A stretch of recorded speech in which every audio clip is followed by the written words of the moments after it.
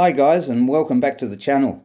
Today we've got something very special, I believe, that was sent to me by Peter. It's his Rover 1985 Rover 3500 SE, and in July of 2019 he bought it from an Englishman in Perth, the other side of the country, as Peter lives in New South Wales. And he goes on to say, "I know it's not always a bad thing to buy a car unseen, but this was his fourth attempt. And one of these was getting harder and harder to find, and he saw this advertised at good money. An old mate sent him some pictures and telling him that she was pretty much a daily driver in good condition and an easy restoration. And when it arrived, Peter found out that it had a god-awful VN Commodore Group A bonnet bulge, as it had been supercharged at some point, but this was taken out, and the engine along with some carbs, and put in along with an old P6B Borg Warner 35 Auto Trans that he soon found out only had two operating gears. And you'll see in some of the photos there what actually showed up. And he said the bumpers, it would barely start. The bumpers were totally ripped off. The wheels were mismatched in size. Tyres wouldn't hold air, and yet this was apparently a daily driver, and Peter couldn't believe it because the bloke told him it was, just easy peasy. The left door wouldn't open. It had no internal mechanisms whatsoever. Rear seat cushions were burnt to buggery, and he said there was heaps and heaps of little burns near the fuel flap, and it looked like the poor old thing had been through a bushfire. He was totally heartbroken when he got it, but he was determined to get it right. And as you would go through the photos, I think you'll totally agree that he's certainly done a lot of work. He says the first thing he did was convert it to fuel injection and replace the wheels. I think a good move.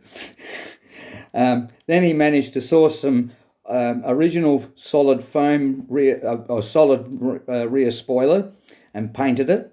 The rear bar, and found some chrome trim, etc., and had it converted to manual with some major surgery, modification, and a brand new Tremec T5 gearbox. The front bumper was scuffed, and he sourced a brand new one from the UK. And then his son had the great idea, why not paint the god-awful blue-grey dashboard and interior to a beautiful, nice, beigey, creamy colour. And he also had did the sagging headliner and restored the door cards on their own, and swapping out the gauges for a fantastic set of SAS units as well.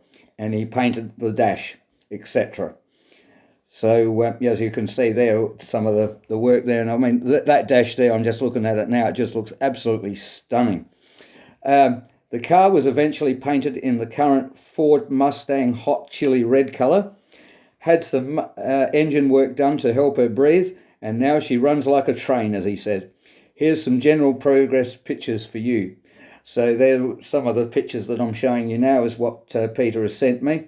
And he said that, it was a thing that he was absolutely determined after being so heartbroken, thinking that he was going to get this car where he might just have to, a bit of a respray and nothing much else to it. But as you can see, he's had to put a lot of time and energy in this car to get it to the way he wanted to look, and also to make it usable. And he's certainly done that, and there's the bit of the saggy headliner by the looks of it. So, and I think then when we move on to the door cards, that I must say the restoration work that he's done on those is just absolutely outstanding stuff. I mean, even look at that, the leather work. So the material seats were changed out for leather, and he also, as I said before in his commentary to me, that he'd changed out the original gauges for SAS ones that probably worked a little bit better than the ones that were in there, and this is obviously preparing the door cards for being rejuvenated to make them look like this, which just looks fairly good, doesn't it? Very, very, very good job, and congratulations to you there, Peter, and your son as well for doing such a fantastic job. And you can see what the original colouring inside was like, and I think you must admit that creamy beigey colour certainly does suit that particular era of car, and also with the exterior colour that has been chosen, just makes the thing look even better than ever. And we go on to more door cards that have been sort of, I think this might be the original ones, and then we see them with the brownie stripe at the top, or painted the top half brownie colour there, which I've done to my Commodore as well, by the way, so nothing new under the sun there. And then we've moved on to the scuffed up front bumper bar, which, you know, I mean, it looked all right, but obviously it wasn't up to much, so that's why Peter sourced a brand new one from the UK.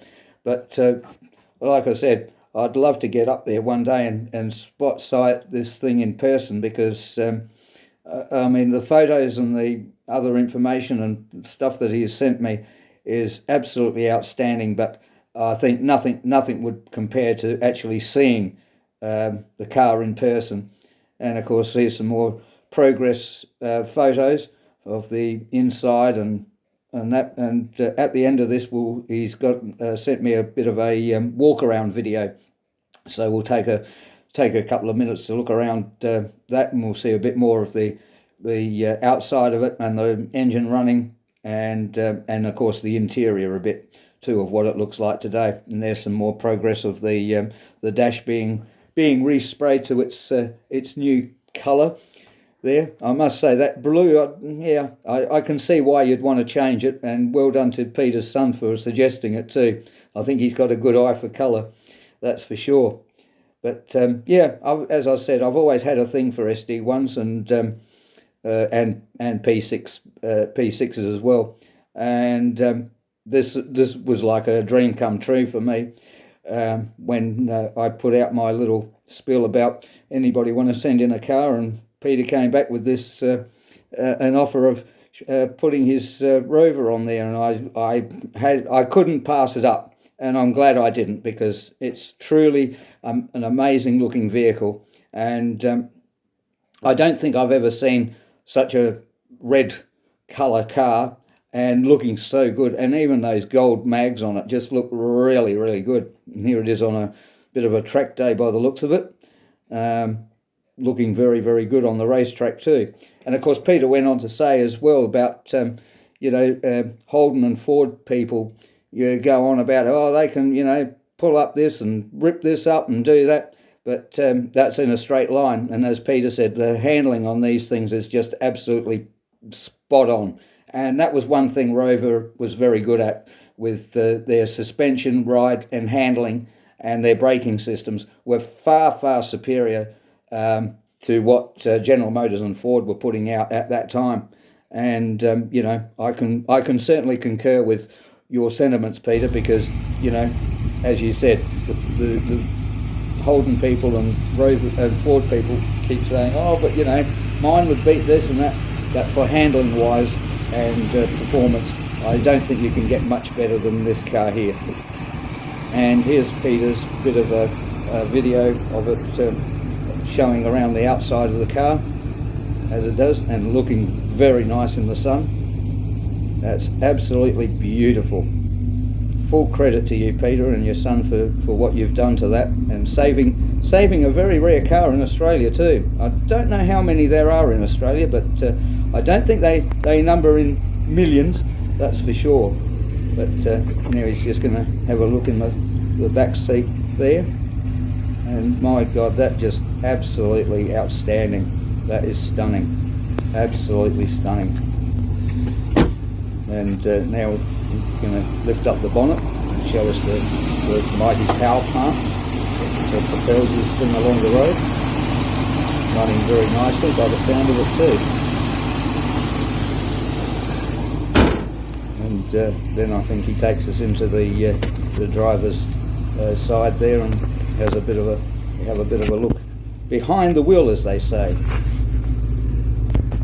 which just looks absolutely fantastic.